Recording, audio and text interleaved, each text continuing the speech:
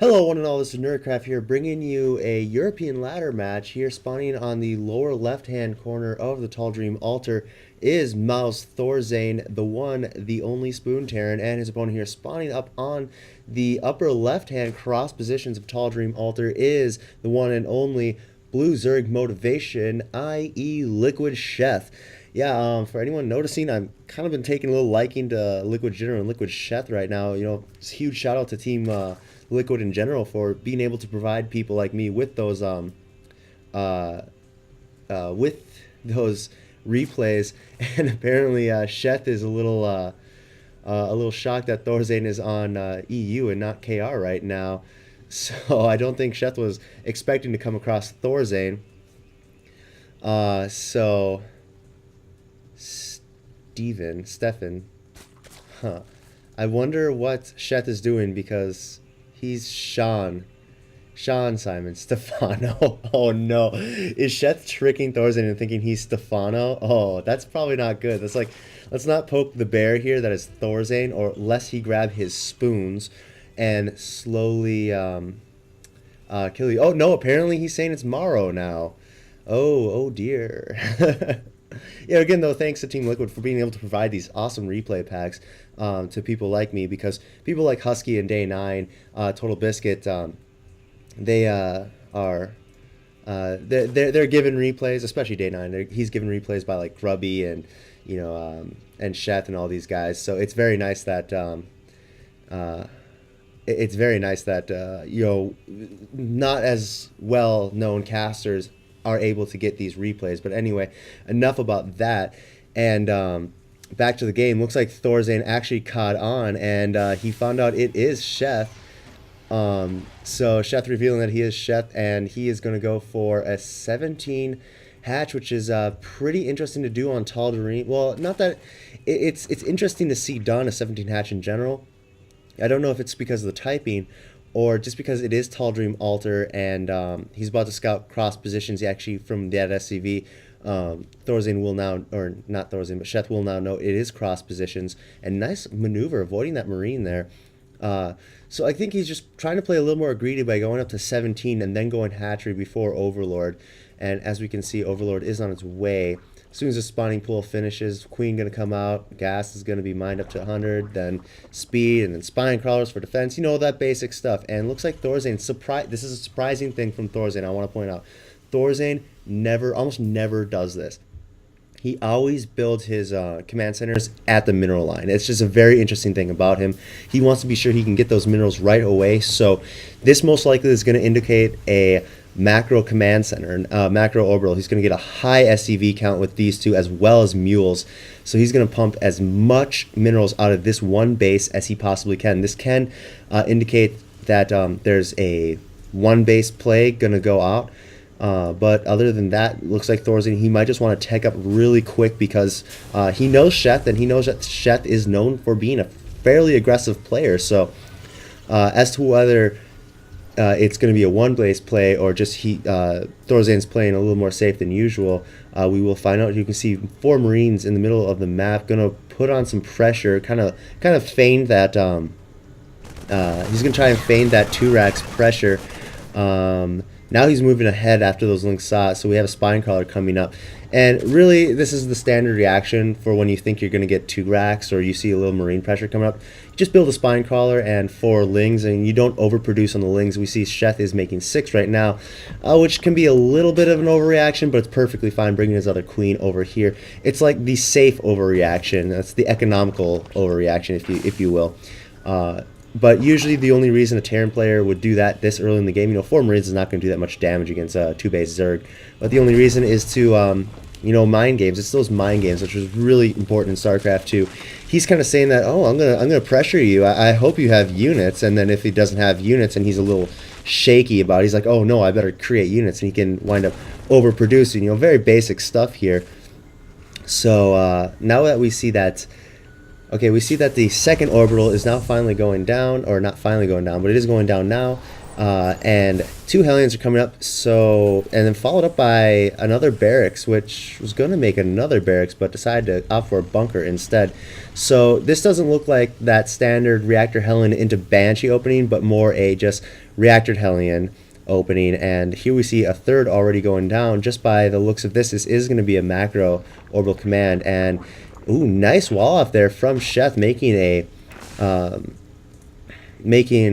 a macro hatchery to be able to, you know, wall off this entire area. That's a lot of room for Hellions to get through. And now that the Spinecrawler is done, that's going to be repelled just ridiculously easy. So once this is done, there's going to be a small little channel right here, and then a larger channel right there for the units to go out. This is actually really smart from Sheth. I've never seen a Zerg successfully wall off. Of course, seeing the 2 Evo Chamber Spinecrawler type wall offs, but you know, this has got a lot more meat to it in the sense that it won't die as easily. And now that the Spinecrawler is moving forward, you know, leaves a little more space for more amounts of units to go through. And here it looks like Sheth is going to get ready for his third base already. And what do we have from Thorzain? We have Tech Lab going down on the factory, as well as another reactor on this barracks.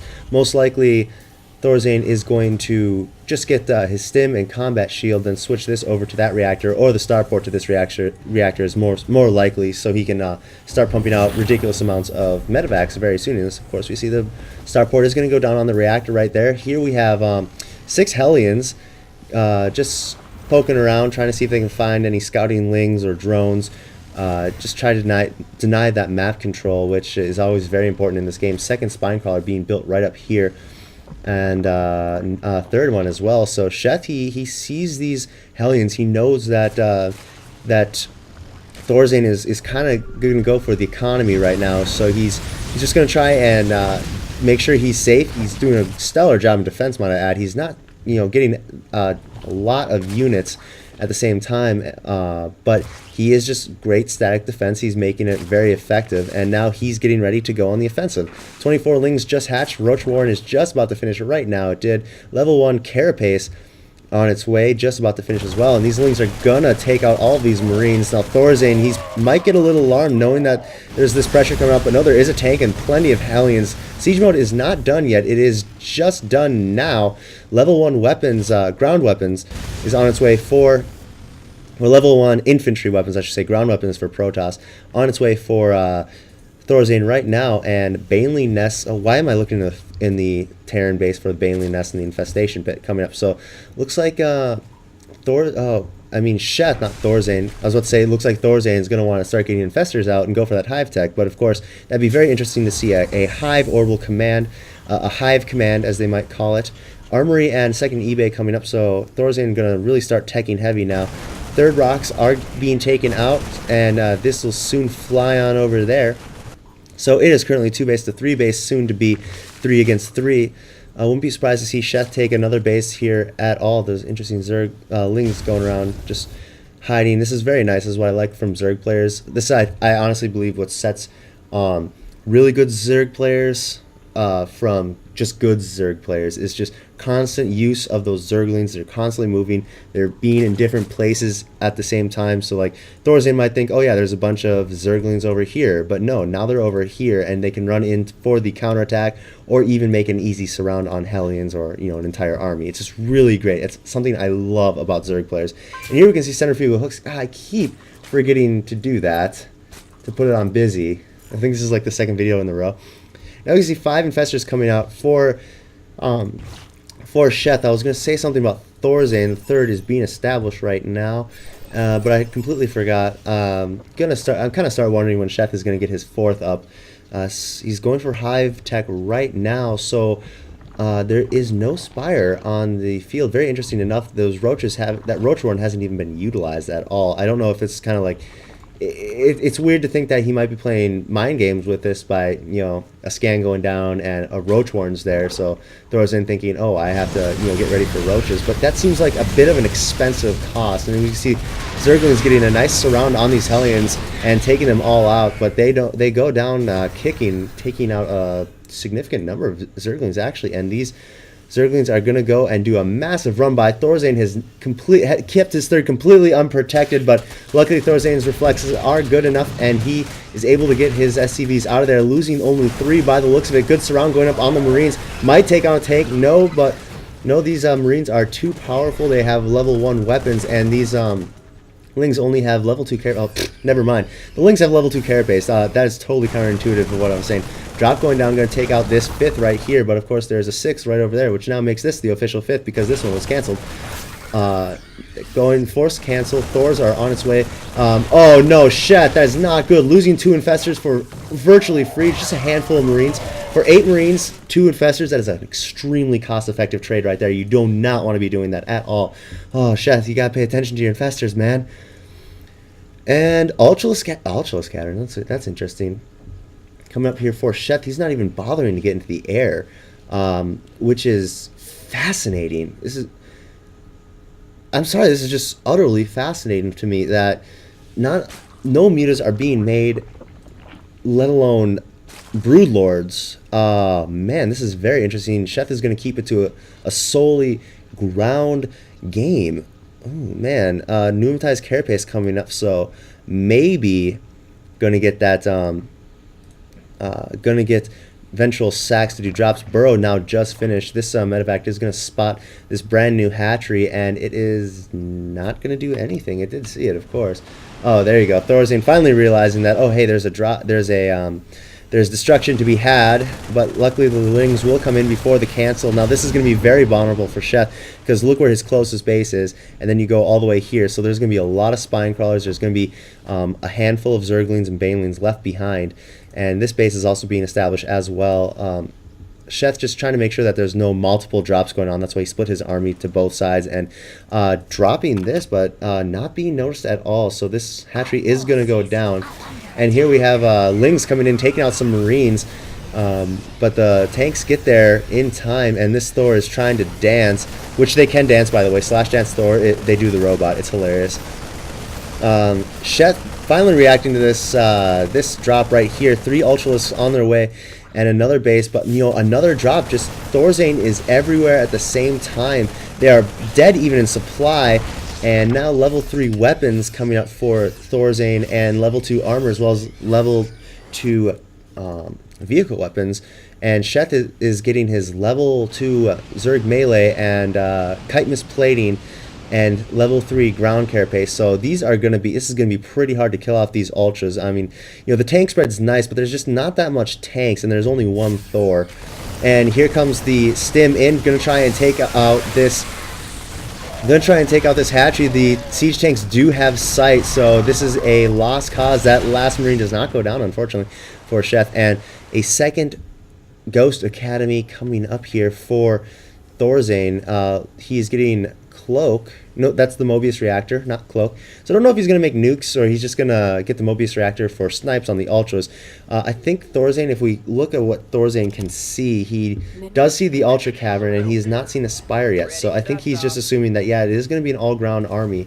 And, oh man, Sheth almost got a huge run by. There was only these Marines. That was the only thing defending, and he could have gotten this entire mineral line, maybe even this mineral line, and even the tech over here, which, wow, there's a lot of reactors. I like the SimCity from Thorzain too. It's nice, neat, and organized. Mine is kind of spread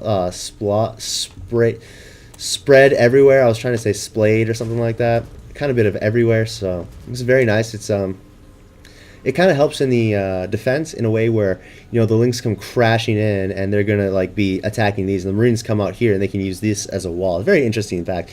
It's probably not that huge of a deal, but it's just a very interesting thing I found. There's a lot of Overlords over here taking a crap, and Ultras and Lings going over there trying to make sure there's no drops. As you can see, there's a drop right here. Oh, there was a drop in there that was already taking care of the spine crawlers, and there's another drop over here at this hatchery. Sheth, unfortunately, did not get this base ready to defend, and here come the Ultralisks. They just want nice big hugs. Same with the Banelings. They all want hugs. That's the thing about the Zerg units. They just want hugs, and unfortunately, their hugs have this tendency of rapidly cutting your life expectancy in half. As you can see, Ventral Sacks are on their way, as well as level 3 melee, and wow, talk about a tech switch here for Sheth. He got his Spire. Actually, he got 2 Spires by the looks of it, and his Greater Spire is just about to finish. Now he's doing mass upgrade into air. So this is going to be very interesting. As soon as it... Oh, here's the engagement. Anyway, as soon as this engagement is done, we'll see a huge tech switch into air from Sheth. Ultralisk crashing against these Marines. They are just eating away at these tanks. It is amazing. I haven't seen Ultralisk use this effective in StarCraft 2 for actually quite a while. Thor is trying to make his last stand, but unfortunately, Thor is not here anymore. And now Thorzain's base is at the mercy of Ultra Hugs, which aren't the good hugs, I might add. This siege tank back here trying to be a hero. These Ultralisks are really deep down, and two Marauders, 3 Marauders actually now going into the bunker. They're going to be able to clean up all these Ultralisks. Holy crap, talk about, he took a bite out of crime right there, and 2 Changelings going in. And these Overlords going to get out of there. That Infestor is going to die. It does not have any energy, so it's not that huge of a loss, but still, you don't want to lose those Infestors. They're just really expensive. And, oh man, Thorzain does not notice the 2 Changelings in his army, and that's an interesting place to put a command center. I just want to point that out. Wouldn't be surprised if he turned it into a planetary and then just as a wall here. And there's also 2 orbital commands right there, 2 hatches coming up here for Sheth. So this game honestly is like none other I've ever seen. That's mainly just probably because it is a ladder game, and they're kind of just having fun, especially when you're on the EU and just mass Balings and Ultralisks. This is the scariest composition for a Terran player ever. As we see, level 3 armor is just about to finish. 3 Ghosts coming out, as well as 2 tanks and 2 Banshees. There you go. But you guess what? Corruptors are on their way as well. Only 1 Corruptor so far, but as soon as Sheth has the supply, he's going to be able to make a lot of Corruptors. And here comes the engagement once more. Those Ultralisks crashing into the entire army of Thorzain. Those Balings not even doing much, really. They just don't have room to explode, and they are exploding on Marauders, which is not a great thing to do. That poor tank never stood a chance, and now it is Bio against Ultralisks right now with 2 tanks. 2 Banshees come in. Now this is where Sheth knows he has to do that tech switch. 52 Lings on their way, as well as 1 Infestor. I don't know if they're being rallied over here, and there's the GG from Thorzain. Sheth takes this game, and honestly, a way I would have never expected, especially from against Thorzain with using Ultralisks and Balings. You just don't see that. You honestly don't see that, especially in pro level gaming, in the GM and tournaments, especially GSL. You don't see Ultralisks used that often, just mainly because their size is kind of to their disadvantage in the fact that they can easily get caught up in chokes, and oh man, I'm cracking my knuckles. Sorry, it's kind of like a habit twitch for me, and they're able to they get choked up too much in small areas. Like right here, you can see right here there's 4 Ultralisks right here. Now just imagine if there's a tank line right here. The Ultralisks are going to take a lot of damage, because that's why Ultralisks just aren't used. This is a bit more of a spread out map, so Ultralisks are able to be utilized much more effectively. But other maps like the Shattered Temple and stuff, when you're attacking a Terran player with Ultralisks into those chokes, it's going to be very hard for Ultralisks to get by. So anyway, I hope you guys enjoyed this game as much as I enjoyed casting. And again, my name is Nerdcraft. Please subscribe to my channel. It's definitely encouraging to see that people are taking an interest when it comes to my videos. And also, you can follow me on Twitter if you so desire. That's at nerd_craft. And that just gives you updates of when I'm going to be casting, what I'm going to be casting, and as well as when I stream. And also, you get to hear my kind of life-to-life banter, which I like to think is funny and interesting, just because it's my life. But sometimes people might not find it that. So anyway, hope you guys enjoyed. Once again, my name is Nerdcraft. That's it. I am out.